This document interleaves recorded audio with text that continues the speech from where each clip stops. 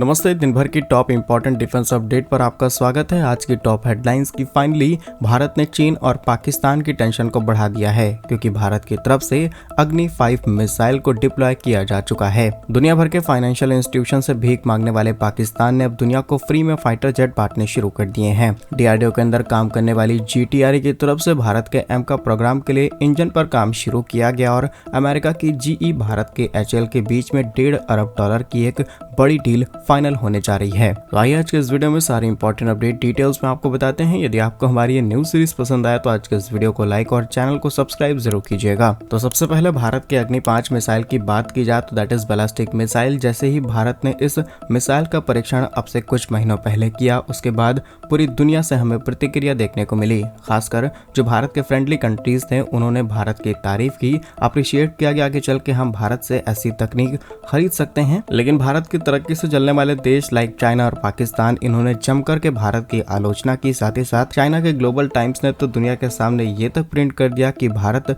जिन नई नई मिसाइल्स को डेवलप करा है, खासकर लॉन्ग रेंज वाली, ये आगे चल के न सिर्फ चीन के लिए खतरा बनेंगी बल्कि आगे चल के रशिया और यूरोप तक को टारगेट किया जा सकता है। अब चाइना के इस स्टेटमेंट से चाइना का डर साफ साफ देखा जा सकता है। और सबसे बड़ी बात कि भारत ने इस मिसाइल का परीक्षण करते हुए दुनिया के टॉप 5 देशों के लिस्ट में अपनी जगह बना ली, जहां पर अभी तक US, UK, France, Russia, China जैसे देश ही शामिल थे। फिलहाल मिसाइल की डिटेल्स क्या है उससे पहले आपको रीसेंट डेवलपमेंट बताते हैं। रिसेंटली भारत के रक्षा मंत्री राजनाथ सिंह जी एक प्रेस कॉन्फ्रेंस के जरिए इस बात को भारत कहें या फिर दुनिया के सामने रखते हैं कि भारत की तरफ से जिस MIRV यानी कि multiple independently targetable re entry vehicles द्वारा तैयार की गई अग्नि 5 मिसाइल अब डिप्लॉय की जा चुकी है और जब हमने इसका परीक्षण किया तब इसका नाम मिशन दिव्यास्त्र रखा था। अच्छी बात यह है कि मिसाइल अपने साथ परमाणु हथियार भी ले जा सकती है, जो चीन और पाकिस्तान के लिए बड़ी टेंशन है। इसी के साथ रक्षा मंत्री राजनाथ सिंह जी का कहना है कि अग्नि 5 एक मजबूत संकेत देती है किसी भी खतरे से भारत की संप्रभुता की रक्षा के लिए हम इसको डिप्लॉय कर रहे हैं। इसी के साथ आने वाली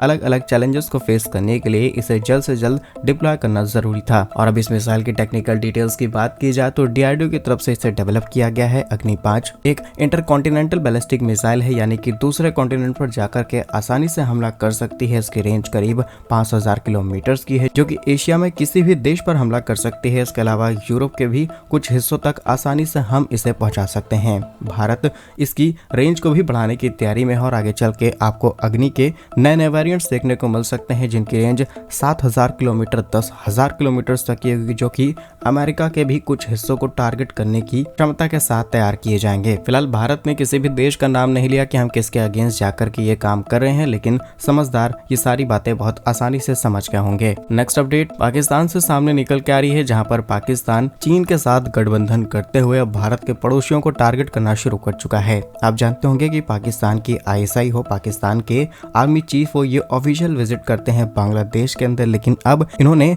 श्रीलंका के अंदर घुसना शुरू कर दिया है। और वो पाकिस्तान जो कि दुनिया भर के फाइनेंशियल इंस्टीट्यूशन से भीख मांगता रहता है, चाहे वर्ल्ड बैंक हो या फिर अदर ऑर्गेनाइजेशन, अब उसने दुनिया को फाइटर जेट बांटने शुरू कर दिए हैं। रिसेंटली रिपोर्ट्स के मुताबिक जनवरी 2025 में श्रीलंका की वायुसेना को एक FT-7P लड़ाकू विमान पाकिस्तान की तरफ से दिया गया है। ये लड़ाकू विमान बिना किसी पैसे के दिया गया है और इसे भी डेवलप करने में चीन ने काफी ज्यादा मदद की है पाकिस्तान की, जो कि चाइना द्वारा तैयार किए गए J7 के रूप में ही तैयार किया गया है, जिससे साफ पता चलता है कि पाकिस्तान और श्रीलंका के बीच में कुछ नई तैयारियां शुरू की जा रही हैं। डेफिनेटली भारत सरकार को इसकी जानकारी जरूर होगी क्योंकि रॉ हर देश में एक्टिव रहती है और बांग्लादेश के अंदर क्या क्या हुआ इसका हमने बड़ा एग्जाम्पल देखा है। बांग्लादेश में जब पाकिस्तानी चीफ पहुंचते हैं, किस रूट से जाएंगे, किस फ्लाइट से जाएंगे, कितने बजे वो बांग्लादेश की जमीन पर उतरेंगे, सारी इन्फॉर्मेशन भारत के पास थी। तो आप समझ सकते हैं कि ये जो खबर श्रीलंका और पाकिस्तान से आ रही है, इसकी इन्फॉर्मेशन भी भारत के पास पहले से रही होगी। फिलहाल श्रीलंका को दिए गए इन फाइटर जेट पर पाकिस्तान का कहना है कि पाकिस्तान की वायुसेना का एक इम्पोर्टेंट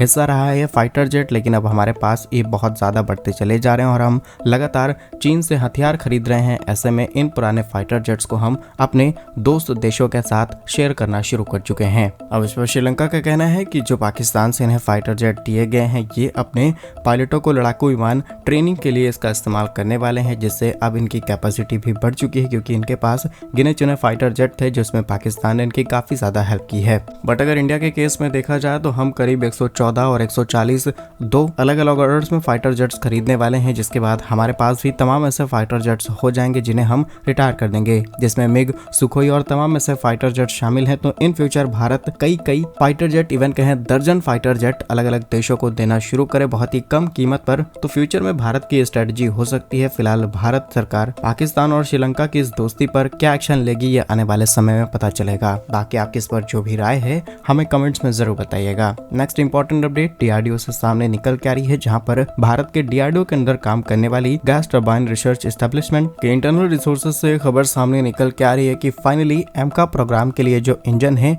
इसको डेवलप करने का काम शुरू किया जा रहा है। करंटली जीटीआर के अंदर करीब 220 से 227 कर्मचारी काम करते हैं और अब इनकी संख्या को भी बढ़ाए जाने की तैयारी है, जैसा कि इस बार डिफेंस बजट में हमने देखा। साथ ही साथ डीआरडीओ को रिसर्च के लिए भी काफी अच्छा पैसा दिया गया है। आने वाले समय में हमें कई मेजर डेवलपमेंट्स देखने को मिल सकती हैं। और रही डीटीआरए के इंजन डेवलपमेंट प्रोग्राम की, तो इसमें किसी एक विदेशी कंपनी को पार्टनरशिप करके देश में लाया जाएगा, जिसके बाद हम स्वदेशी हाई थ्रस्ट वाले इंजन को डेवलप करेंगे। और इस इंजन का लिंक बिल्कुल भी नहीं होगा हमारे कावेरी इंजन से, जिस पर ऑलरेडी पैरेलली काम चल रहा है। उस इंजन ने काफी ज्यादा सक्सेसफुल परफॉर्मेंस दी है और वो इंजन भी अब कई तरीके के इक्विपमेंट्स में लगने के लिए पूरी तरीके से तैयार है। लेकिन ये इंजन, इसी के साथ हमारे इंजन के अंदर क्या क्या बारीकियां होंगी, क्या क्या नए टेक्नोलॉजी को एड ऑन किया जाएगा, उन सब चीजों पर बातचीत चल रही है। और इसमें जो इंपॉर्टेंट पार्टनर हो सकते हैं, इसमें Safran, Rolls Royce, general electric जैसी कंपनियां शामिल हो सकती हैं। और 1 से 2 महीनों में ये बात भी क्लियर हो जाएगी कि एग्जैक्टली कौन सी कंपनी यहाँ पर पार्टिसिपेट करते हुए